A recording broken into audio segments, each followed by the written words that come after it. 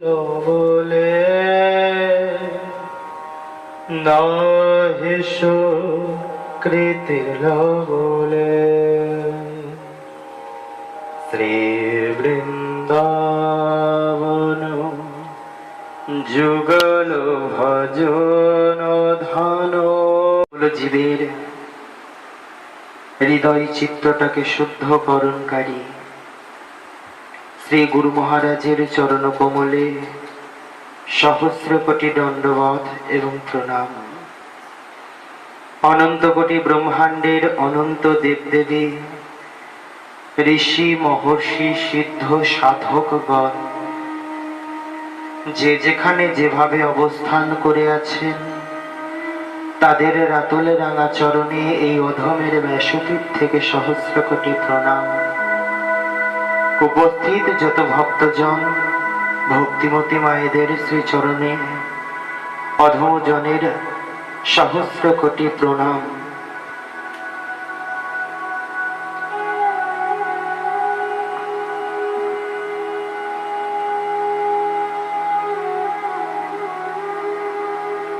সমগ্র বিশ্ব বিপর্যয়ের মাঝখানেও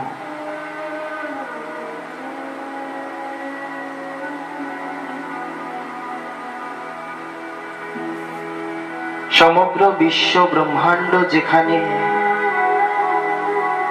বিপর্যস্ত দুর্দশাগ্রস্ত,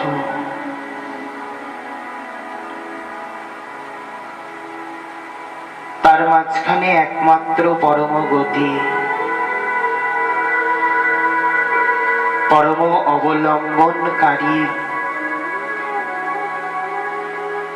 পরমেশ্বর ভগবানের শ্রীচরণ। একমাত্র আশ্রয়ের স্থল হল শ্রীচরণ কমল, যে চরণে আশ্রয় নিলে জাগতিক জগতের সমস্ত দুঃখ কষ্ট ব্যাধি বিনাশ হয়ে যায়। সেই চরণ কমল আশ্রয় করে আজকের এই বিরহ বাসরে কিঞ্চিত ভাগবতীয় কথা কীর্তনের মধ্যে দিয়ে ভগবানের লীলামৃত আস্বাদনের মধ্যে দিয়ে তাপিত হৃদয়টা একটু শীতল করা।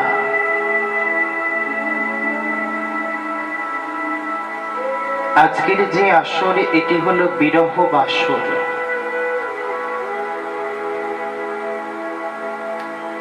সংকীর্তন যজ্ঞে করে কৃষ্ণ আরাধন,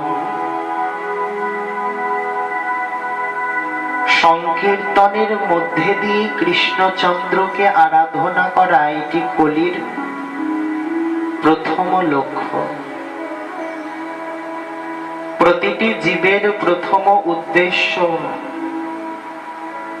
কলিযুগ ভগবান আমাদেরকে যা দিলেন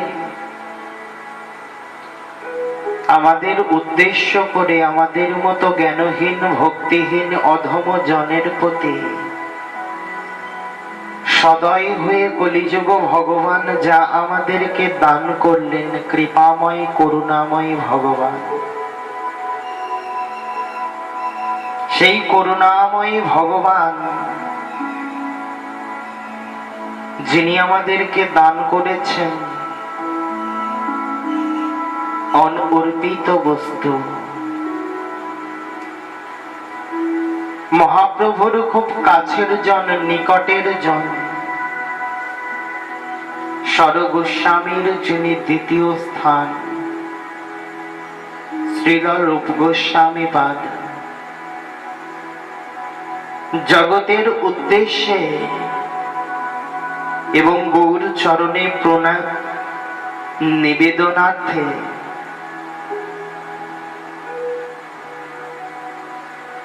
কলম দিলেন। অনর্পিত চরিং চিরাত করুণায় অবতীর্ণ কল সমর পয়তম উন্নত উজ্জ্বল রসাংশ ভক্তি শ্রিয়ম হরিপুরট সুন্দর দুতি কদম্ব সন্দীপিত সদা হৃদয় স্কন্দরে স্ফুরত বশচির নন্দন। কলিযুগ ভগবান গৌর সুন্দর, যিনি কলির প্রথম সন্ধ্যায় অবতীর্ণ হলেন। অবতীর্ণ হবার কারণ ভক্তজনকে প্রেম বন্যায় ভাসিয়ে নিয়ে যাবার জন্য, সংসার মায়ামোহর মধ্যে থেকে তাদের নিজ নিজ আপন ঘরে নিয়ে যাবার জন্য গৌর সুন্দর আমাদেরকে সেই অনর্পিত বস্তুটি দান করলেন। অনর্পিত, অনর্পিত যা তাই অনর্পিত, যা কোনো যুগে কোনো কালে কোনো ভগবান দেয়নি, সেই কলিযুগ ভগবান আমাদেরকে দিলেন। বলতে পারো এমন দয়াল আর কেউ আছে? এই জগতের মাঝে এমন দয়াল আর কে আছে? কি প্রয়োজন ছিল তার? কি দরকার ছিল তার? ব্যস্ত সচী মায়ের গর্ভ সিন্ধু আলোকিত করে নদীয়ার নবদ্বীপের মাঝে অবতীর্ণ হলেন। মায়ের ছেলে মায়ের কোলেই থাকতে পারত, কি দরকার ছিল এই জগতে এই পথে পথে ঘুরে ঘুরে প্রতিটি জীবের দ্বারে দ্বারে গিয়ে হরির নাম দেবার? শুধু নাম নয়,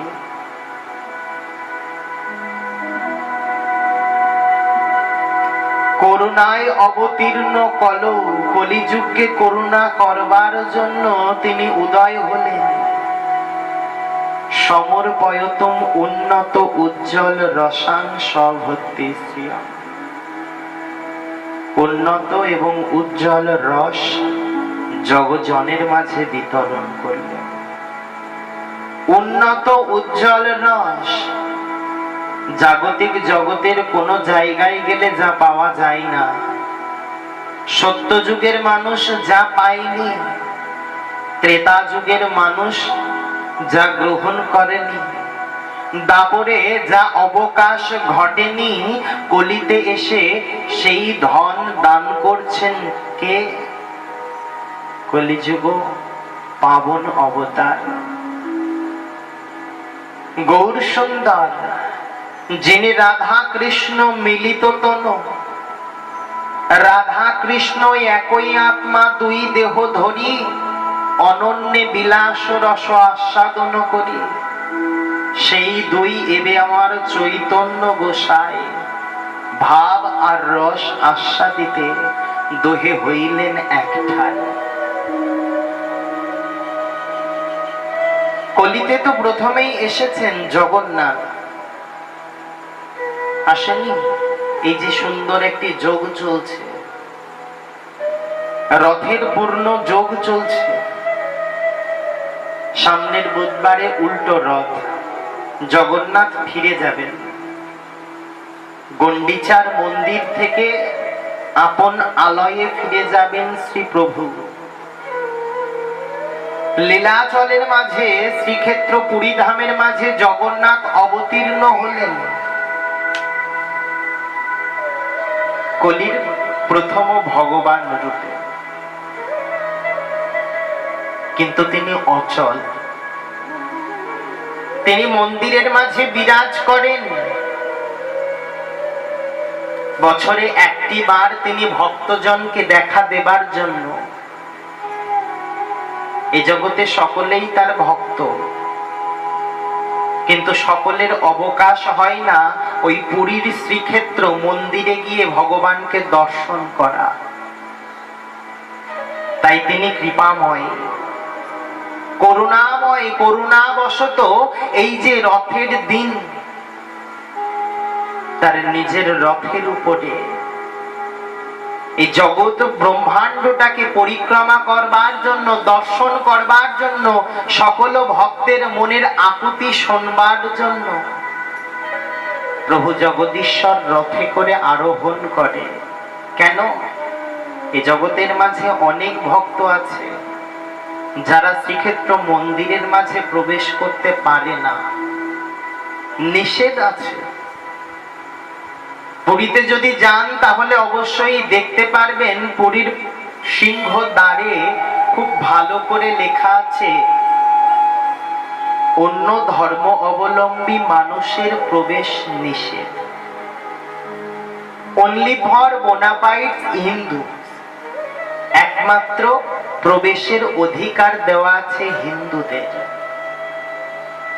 তাহলে আর কেউ ভক্ত নয়? হতে পারে অন্য ধর্মের মানুষ, কিন্তু আমার জগন্নাথকে তো ভালোবাসতেই পারে, তার চরণে ভালোবাসা থাকতেই পারে। আর সেই দীনহীন মানুষের জন্য প্রভু জগদীশ্বর রথে করে আরোহণ করেন। রাধা কৃষ্ণ মিলিত তনু গৌর সুন্দর সেই জগন্নাথের লীলা মহিমা প্রকাশ করবার জন্য জগন্নাথ নীলাচল নিবাসায়, যিনি নীলাচলের নিবাসী, যিনি নীলাচলের রক্ষক, যিনি নীলাচলের ভৈরব নামে পরিচিত, সেই শ্রী জগন্নাথের মহিমা প্রকাশের নিমিত্তে গৌর হরি এলেন। কোথায়? নদিয়া পরিত্যাগ করে গৌর সুন্দর এলেন সমগ্র বিশ্বটাকে পরিক্রমা করে, ভারতবর্ষ পরিক্রমা করে লীলাচলে শ্রীধাম পুরী ধামের এসে অবস্থান করলেন। যে জগন্নাথ বিগ্রহ আমরা দর্শন করি, আগে কোনদিন দেখেছেন ভগবান ওরকম হতে পারে? ভগবানের রূপ হবে প্রেমময়, মাধুর্যমণ্ডিত, কিন্তু এর আগে কোন ভগবানকে দেখেছেন যা কিম্ভূতাকৃতি? কিম্ভূতাকৃতির ভগবান। ভগবানের আকৃতিটা কিম্ভূতাকৃতি, হাত নাই, পা নাই, কান নাই, চোখগুলো বড় বড়, শুধু একটা বড় মাথা আর একটু দেহ। কেন? সেই লীলা রস আস্বাদনের জন্য আমাদেরকে শ্রীধাম বৃন্দাবনের মাঝে যেতে হবে। পরমেশ্বর ভগবান কৃষ্ণচন্দ্র, যিনি লীলা পুরুষোত্তম, ত্রেতাতে রামচন্দ্র তিনি হলেন মর্যাদা পুরুষোত্তম, কিন্তু দাপরের মাঝে কৃষ্ণচন্দ্র তিনি লীলা পুরুষোত্তম রূপে অবতীর্ণ হলেন। 10 বছর 8 মাস শ্রীধাম বৃন্দাবনের মাঝে লীলা করেছেন। মা যশোমতীর কোল আলোকিত করে পিতা নন্দের স্নেহ ছায়াই থেকে ব্রজঙ্গনা ব্রজ ললনা তাদের ভালোবাসা পেয়ে সখাদের সঙ্গে ধেনুবৎস চারণ করে তিনি 10 বছর 8 মাস রইলেন বৃন্দাবনে। একটা সময় ওই বৃন্দাবন থেকে রাজকার্যের জন্য ভগবানকে চলে যেতে হলো। কোথায়? মথুরায়। এ জগতের মাঝে সকলেই চিরদিনের জন্য নয়, চলে যেতে হবে, তবে একটা সময় নির্ধারণ করা আছে। এই যে সুস্থ দেহটা, এই দেহটার মধ্যে ২১,৬২০ বার প্রত্যেক প্রত্যেক দিন শ্বাস পড়ছে। কিন্তু যখন তোমার ওই শ্বাসের হিসাবটা শেষ হয়ে যাবে, একটা সময়ই তোমার শ্বাসটা পড়বে আর ঢুকবে না। তার জন্য শাস্ত্রের মাঝে বললেন, শ্বাসই নহে বিশ্বাস কদা রুদ্ধ ভবিষ্যামি। এই শ্বাসের কোনো বিশ্বাস নেই, নিঃশ্বাসের বিশ্বাস নেই। কখন পড়বে আর ভিতরে প্রবেশ করবে না সেটা কেউ বলতে পারে না। আমরা সবাই তো মহারাজ পরীক্ষিতের মতো ভাগ্যবান নই। আমরা সবাই মহারাজ পরীক্ষিতের মতো ভাগ্যবান নই। গুরুচরণ আশ্রয় করে শেষের যাত্রার দিনটি নির্ধারণ হয়ে যাবে, আর তা আমরা নিজের কানে জানতে পারবো, এটা আমাদের ক্ষেত্রে নয়। তবে হ্যাঁ, আমরাও 7 দিন পরমায়ু নিয়েই আছি। আমরা প্রত্যেকে 7 দিনের পরমায়ু নিয়ে আছি। রবি থেকে শনি পর্যন্ত এর মধ্যে যে কোনো একটা দিন আমাদেরকে চলে যেতে হবে, তবে কোন দিন সঠিকভাবে আমরা জানি না। রবি থেকে শনি, এই যে 7টা বার, 7টা দিন, এই 7 দিনের মধ্যে যে কোনো একদিন আমাকে চলে যেতেই হবে। মহারাজ পরীক্ষিত যেমন গেছিলেন, তার নিজের জীবনের সঙ্গে করে